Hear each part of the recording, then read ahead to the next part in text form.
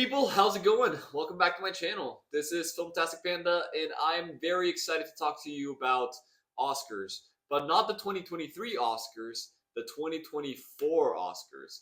So the last Oscars took place about a week ago, Everything Everywhere, which wouldn't have been a really expected winner a few months back or a year ago, ended up taking basically all the major prizes.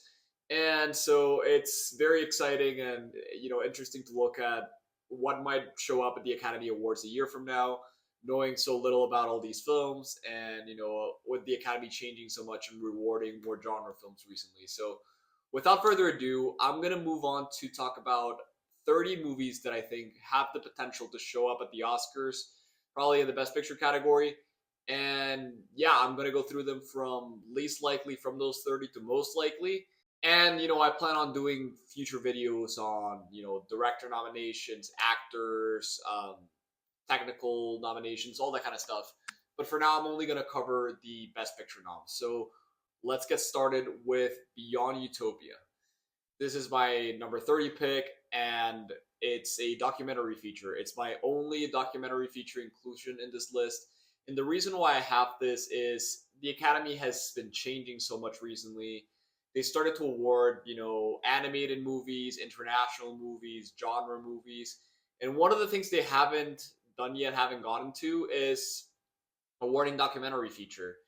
There was some talk, early in the season when All the Beauty and the Bloodshed won the best prize at Venice, that it might, there's like a 2% chance that it can show up in Best Picture. There's like a slight chance that the Academy might go for a documentary. And this time, this might be the case. So that's why I have Beyond Utopia in here. It's premiered at the Sundance Film Festival, got rave reviews.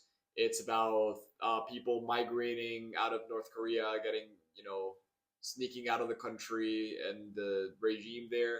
Apparently, it's a crowd pleaser. It's really riveting, and it's just a really well-made doc. So I'm keeping my eye on this one. It could show up as the first documentary feature nominee. At number 29, we got Next Goal Wins, directed by Taika Waititi. This movie was delayed for quite a while. It was supposed to come out a couple of years back, and then it was supposed to come out last year. Obviously, it didn't come out, and so that's caused a lot of questions about this movie in my head, whether it's going to be as good as people expected it to. People were looking at it for potential Oscar exposure a couple of years back and a year ago, but since it's been so delayed, I mean, that just kind of raises a lot of red flags for me.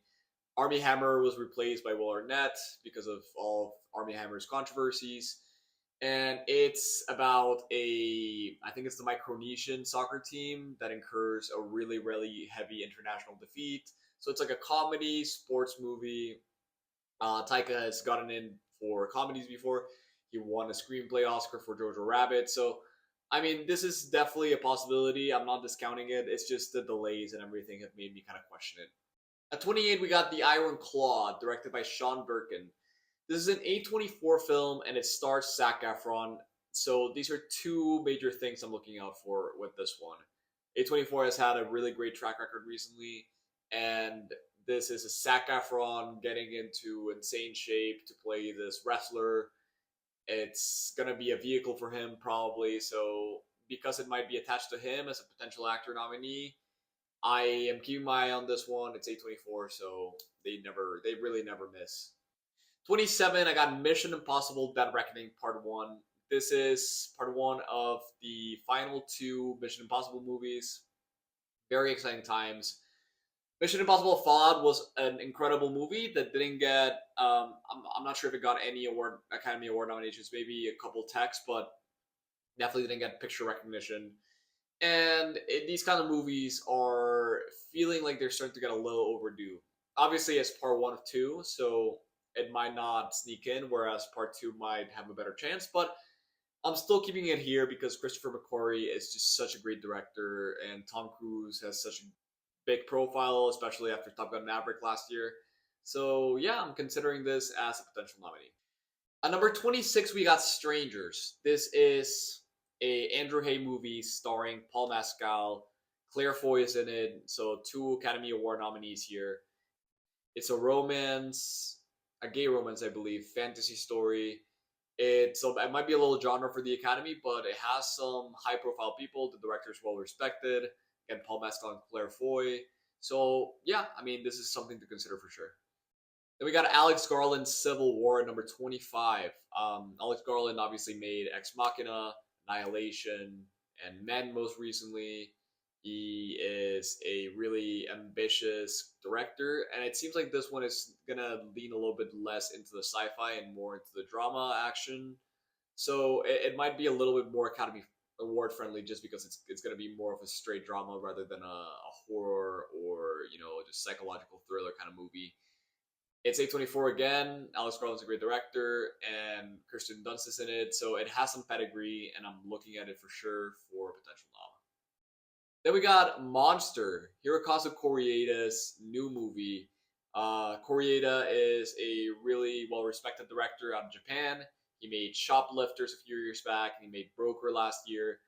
And just because of his pedigree and his track record so far, I am feeling good about Monster potentially being an international contender for the Oscars.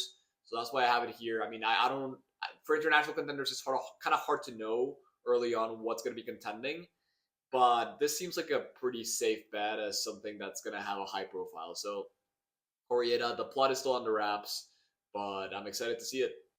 23, we got Megalopolis, which I think is an interesting case because this is Francis Ford Coppola, obviously an all-time, great director who made The Godfather and Apocalypse Now, and just a lot of, some of the most well-regarded movies of all time. And this time he's coming back with like a passion project of his. It's kind of about this architect who is designing a utopian city, basically. It has a really big budget, I think. Adam Driver's in it. Aubrey Plaza's in it. It has a big all-star cast. But there's been some production, conversations, issues that might have happened. Apparently Coppola fired a bunch of VFX artists. The mood has been kind of iffy around set. But, this can signal one of two things. It can either mean that Coppola is like going for a visionary, just like amazing achievement and he might get there, or it might be a complete disaster. So we'll see what happens. I have it in here because of the names and the pedigree. But yeah, 23 because I'm not entirely sure whether it'll pan out the way it was supposed to. Then we got Spider-Man Across the Spider-Verse. This is the sequel to Into the Spider-Verse, which was a massive, massive movie that came out in 2018. It didn't get a Best Picture nomination, but it did win Best Animated Film. And I feel like this one, if it is as critically acclaimed and as beloved, there was a lot of backlash for Into the Spider-Verse not being in a pretty weak Best Picture lineup back in 2018. I feel like Across the Spider-Verse could, join that selected crop of animated movies like Toy Story 3 that have made it into Best Picture before. It's definitely, a bit of a leap. It's not looking necessarily like that likely at this point, but I have it at 22 just because I think the artists are incredible and the first one already proved that this concept works and people like it. So yes, number 22, Across the Spider-Verse. At number 21, I got The Wonderful Story of Henry Sugar. This is a Wes Anderson film based on a Roald Dahl book following, a bunch of tangential stories and especially chronicling the life of Henry Sugar. This movie stars Benedict Cumberbatch and Ray Fiennes, so again, Wes Anderson always assembles great casts and great leads. And yeah, I mean, it's an Anderson movie, so he's been nominated for the Great Budapest Hotel before. He's also been snubbed for The French Dispatch and, most of his movies, really. It'll be interesting to see what happens with this. He has another movie coming out this year, which I'll talk about briefly. But yeah, just keep your eye on this one. Then we got Bottoms, Emma Seligman's, I think, second film after Shiba Baby. She's a really, really young director. She just debuted this film at the South by Southwest Film Festival. It got really great reviews. People are buzzing about it for potential screenplay nomination. And it stars Rachel Sennett and also a guest celebrity in Marshawn Lynch. So it looks really interesting. It's a very queer movie about this group of girls in high school who are trying to have sex or something along those lines. It looks really fun. People have a lot of confidence in this director. I mean, you got great reviews already, so I'm excited to see it, and hopefully it can get some buzz. Then at 19, we got The BIKERIDERS, which is directed by Jeff Nichols. He also has a track record with the Academy, and it's about this, group of like motorbike riders. It has a great cast. Jodie Comer's in it. Tom Hardy's in it. Austin Butler's in it. He was just recently in Elvis. Really big profile. And, just all these people being involved, the director being a recognizable name. And yeah, it just screams like it's going to get some buzz, going to get some attention because people are going to go see it. So I'm keeping my eye on this one. It's not in my top 10, not close anyways, but it definitely could happen. Then at 18, we got Saltburn, which is the newest movie from Emerald Fennell, who I think wrote Promising Young Woman, and this might be her directorial debut. She's also writing the screenplay for it, and it stars Barry Keoghan, Jacob Elordi, and Rosalind Pike. So looks really great just from that cast. I'm pretty sure Barry Keoghan is playing the lead role, which is super, super exciting because I love him as an actor, and I feel he's mostly played supporting roles so far in, big profile movies. So it's great to see him in this movie that's going to have, a spotlight on it, and he is playing the lead. And yeah, it just looks really interesting, really cool. I would love to see it happen at the Academy. I would love to see it show up just based on the cast and, the crew. But yeah, I'm just keeping my eye on this one. It's definitely high in my regard for now. At number 17, we got Ferrari by Michael Mann. This follows the life of Enzo Ferrari, and it stars Adam Driver. I have it at 17 because, there's been similar projects before. I don't know why this gives me House of Gucci vibes. Maybe because it's, an Italian family and Adam Driver's in it. Something about it just gives me like slight House of Gucci vibes. But this is Michael Mann we're talking about. He's made some obviously iconic films in the past. So Ferrari might just be, like a fantastic movie and get in. I'll keep my eye on this one. It's 17 right now. It could definitely go up as the season goes on and more buzz starts coming about this movie. The buzz is a little kind of not really quite 100% there yet. So I'm keeping it kind of mid-table for now. 16, we got The Killer. There is buzz about this one for sure because people absolutely love my man David Fincher. David Fincher obviously made The Social Network, which a lot of people think should have won Best Picture and won Best Director in 2010. And he's gotten, other movies nominated for stuff before. He's made, Gone Girl and Zodiac and all these great, thrillers. And he's coming back with another thriller here in The Killer with Michael Fassbender. I think Tilda Swinton's also in this movie. And Fassbender plays this assassin who is conflicted, who's having some kind of psychological issues because of his profession, because of his assassinations, I guess. So it looks really interesting. I'm excited to see it. And the only reason why it's slightly lower on this list, because the people involved are amazing, is the genre. I'm not sure if the Academy will go for a psychological thriller like this, but again, it's David Fincher. Great people. I mean, it could happen. At 15, we got Challengers. This is the newest Luca Guadagnino movie. And it stars Zendaya. Mike Faist is in it. It is set in the world of tennis. I think it's like 3 professional tennis players, or I don't even know if they're professional, but there's 3 tennis players. It's like a romance. It's like a comedy, a sports movie. It seems like it's a little bit more lighthearted. And yeah, I mean, Guadagnino has gotten in for screenwriting and his movie for Picture and Call Me by Your Name. And if this movie is anywhere near as good as that, I mean, it could get in. Again, his last couple movies, Suspiria and Bones and All, didn't get nominated, but those were very not Oscar bait. This seems slightly more Oscar bait, not necessarily entirely, but Zendaya's in it, high profile, Guadagnino directing it and writing it. It just, it ticks the right check marks for me, so it's 15 for now. 14, I got Napoleon. Napoleon, directed by Ridley Scott and starring Joaquin Phoenix. Vanessa Kirby, I think, plays his wife. And just based on the 2 actors and the director, you can see that there is some pedigree here. Ridley Scott has had kind of a hit or miss track record, though, recently with the Academy. House of Gucci really did not hit at all. The Last Duel was not a hit. It bombed at the box office and didn't do well with the Academy. So I'm a little conflicted on this. Part of me says it's a biopic starring one of the greatest actors alive.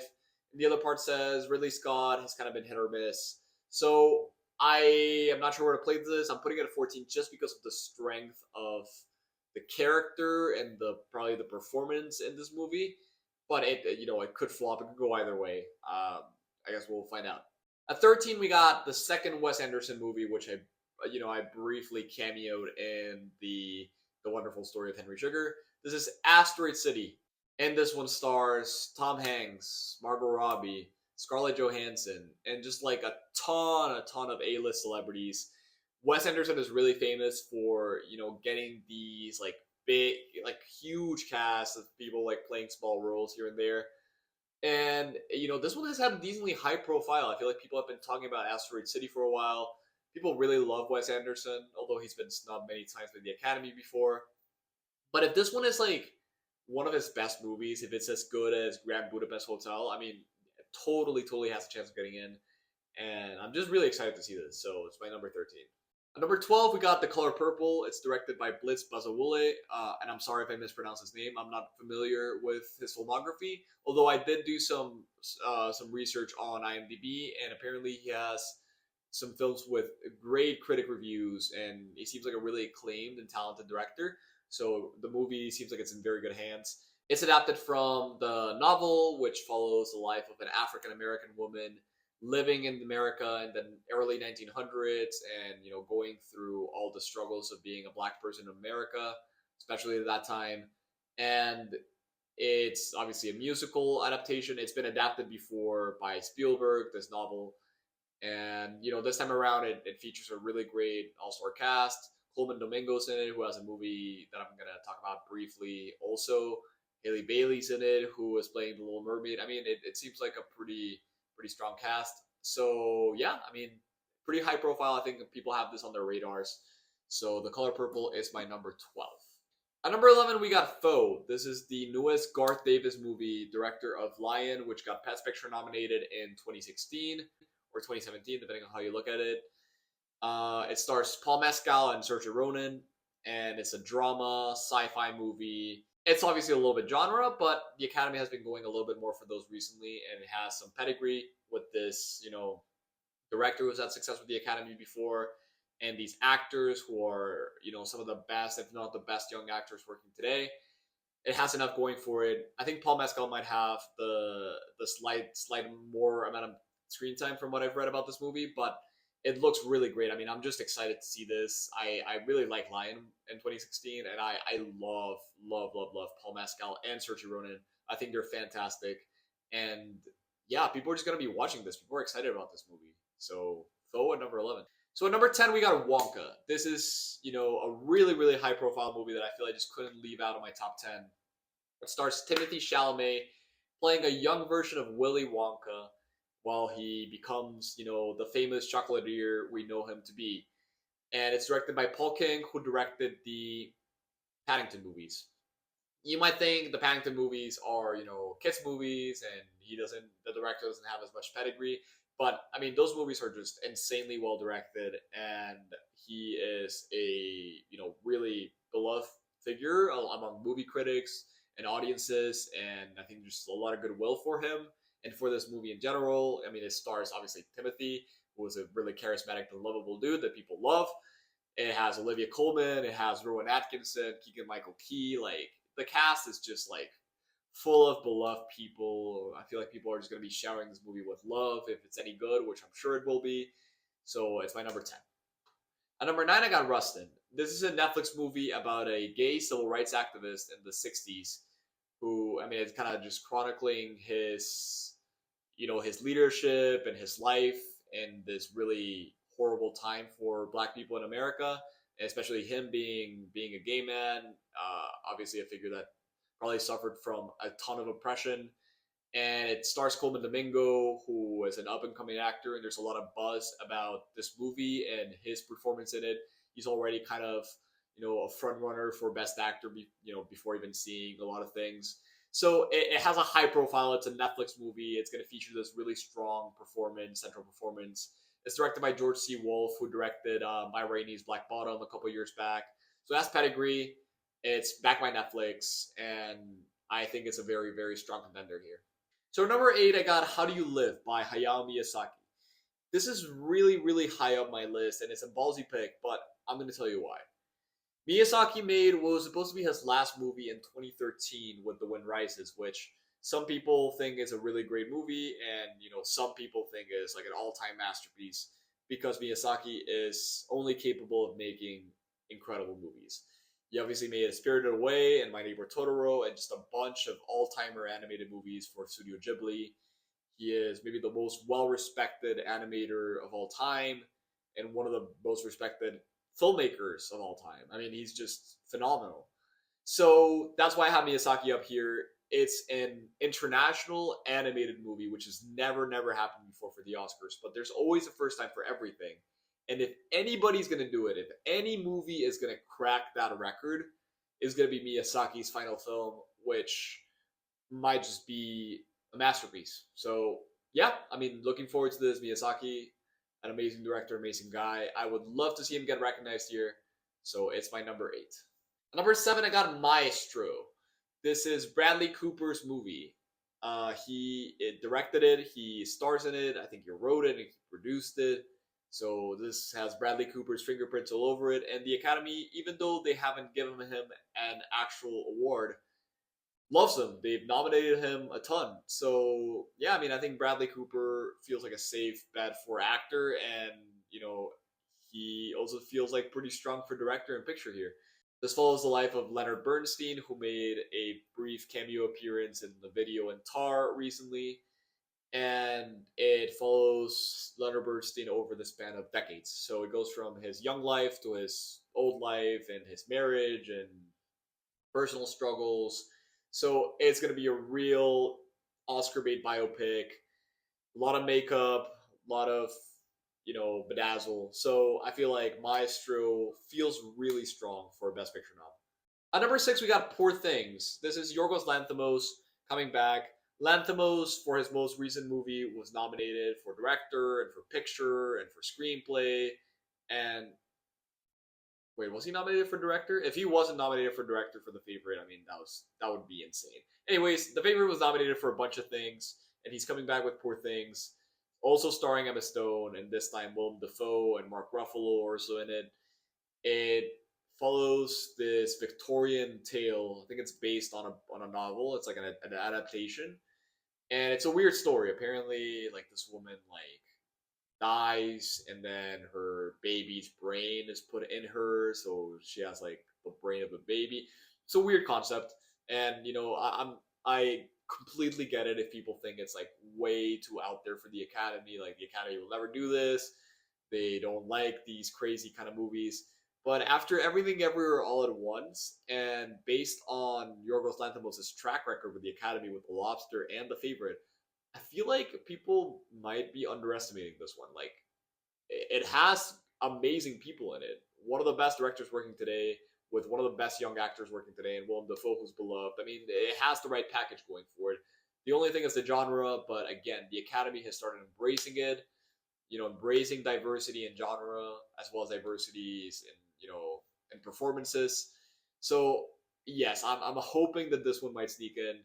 It might be a little bit of wishful thinking to put it this high, but I really, really do believe in the strength of the director and the actors. So I have it at number 6. Then we got Dune Part 2. This, starts my top 5 here. I feel like everything in my top 5 feels pretty strong. I mean, I have a very, very decent amount of confidence in them. The Academy has, nominated Dune Part 1, and it won a ton of technical awards. It was definitely like top 5 of that year, which is kind of crazy. And so I feel like Dune Part 2 is going to be even better. It's going to be the conclusion of an unfinished, first movie. So there's going to be even more goodwill, probably better reviews. Denis has never made a bad movie, and I just think he's going to blow it out of the water with this one. It's going to be a box office hit, and stars an amazing, sprawling cast of young actors. Timothée Chalamet, Zendaya, Austin Butler, Florence Pugh. I mean, it's just insane. And again, it has a lot of technical categories going for it. It just seems like a strong bet for Best Picture here. So having it at number 5. At number 4, we got one of the only films on this list that people have actually seen so far, and it's Past Lives, directed by Celine Song, A24 movie. This premiered at the Sundance Film Festival recently, and then it played at the Berlin Film Festival, and it absolutely blew people away. It has like a 95 on Metacritic, and people are calling it a masterpiece, and people are already saying it's gonna be, hard to beat this year as far as like their favorite movies. So yes, I mean, there's just so much buzz and so much hype around this movie, and A24 have proven that they're able to campaign a movie into Best Picture. It has, that kind of passion behind it, and it just feels like it has so much passion. Again, directed by Celine Song, who is, I believe, a playwright, and this is her directorial debut, which is insane. And it stars Greta Lee and Teo Yu, and also a supporting performance from John Magaro that's been buzzed around a lot. So it has the right ingredients. It has it. It features, the story is basically these two Korean characters who grew up together and had kind of a little romance, and then they, the woman, Greta Lee's character, moved out to the U.S., got married, made her life there, and they're reconnecting after like 20 years of being apart. So the story is really heartwarming. It's really tear jerking. It's just, everything that's gonna make an Academy Award member just be like, I want to vote for that movie. I feel like it's got it. It's got it. It's got that X factor. So number 4, Past Lives. So number 3, you got Killers of the Flower Moon, Martin Scorsese's new movie, and that should tell you everything you need to know about why I have this up here at number 3. It's Martin Scorsese. I mean, he is like 81 or something, and he's still cranking out masterpiece after masterpiece. Just what an incredible all-timer director. I have full confidence in him and the cast. There's already been buzz about this movie from like really rough, early test screenings that have said, this looks absolutely amazing. This is going to be one of his best work.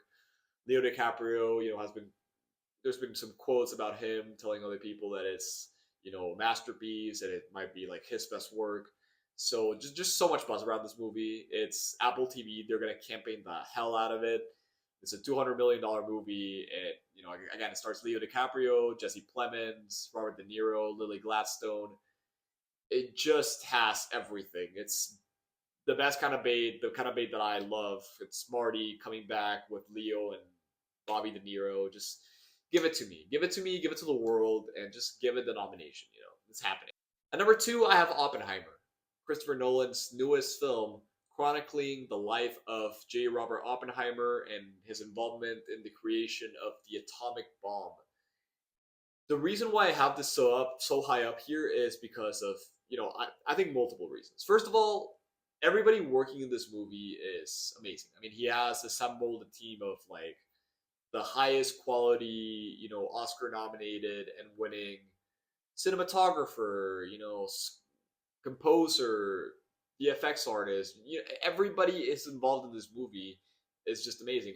Hoyt van Hoytema is doing cinematography. Hans Zimmer is doing the score. Again, it's Nolan writing and directing it with an absolutely all-star cast here with Cillian Murphy and with Florence Pugh and Emily Blunt and Robert Downey Jr. and Matt Damon and Jack Quaid, and the list just goes on and on eternally forever. The trailer looks insane, looks incredible, and Nolan has made, I feel like, only one movie recently that's been, based on the real world, on like a real life event, which was Dunkirk. And Dunkirk was his most acclaimed movie, his most beloved movie, and it got a Best Picture nomination. And this one, I have a feeling, will be even more accessible for people. It's going to be a biopic. It's going to be following a person with a really strong central performance. It's going to be covering real life events and looks incredible. Christopher Nolan, I feel, has built up a lot of goodwill, especially with just audiences and people in general. Like, people just love his movies, and he's kind of been a defining director for this generation. Whether people, want to call him like a film bro director or whatever, he is an incredible filmmaker. And I just think that the goodwill and the quality of this project and the people involved are gonna get this movie over the line. And I just see it happening. I think it's gonna get nominated, and I feel like it has a very, very strong chance to win if it gets nominated. So that's why it's my number 2. But there could only be one number 1. One number 1 for the ages.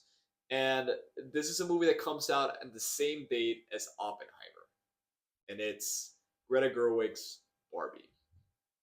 So let me backtrack a little bit. Why is Barbie at number 1 in my list? First of all, Greta Gerwig's track record so far includes 2 movies. So she has directed 2 films, like solo directed 2 films. Lady Bird, which got nominated for Best Picture, and got a ton of other nominations. Little Women, which got nominated for Best Picture, and both of those movies are insanely acclaimed. I mean, they both have like over a 90 on Metacritic. Beloved. I love both of those movies. I think she's maybe one of the best directors working today. She is incredible. And she has now been given a massive budget to make this really high profile kind of IP tangential movie about Barbie doll starring Margot Robbie and Ryan Gosling. Tell me if that doesn't sound like just the biggest package you've ever seen. Now, I understand that the Academy, like 20 years ago, would have given the award to like Crash over Barbie, every day of the week, because that's just what they used to go for. But I do have a feeling that this movie, it's gonna be very funny. It's gonna be very, kooky. It's gonna be weird. It's gonna be a lot of, interesting genre stuff in there. But it's gonna have a massive heart because it's Greta Gerwig making it. It's gonna have a message behind it. And nowadays, the Academy, they're able to look past genre. They did so with Everything Everywhere. And if Barbie is as great as I know it's gonna be, it's just gonna be incredible. I mean, I guarantee everybody watching this video right now, I guarantee you, if this has less than 80 on Metacritic, like, I'm gonna disband my channel. Like, this is gonna do well. It's gonna do well in box office. It's gonna get great critic reviews. It's gonna be incredible. I'm just very excited to see it. So yeah, that's why it's my number 1. I feel like Greta Gerwig has so much goodwill. The actors have goodwill.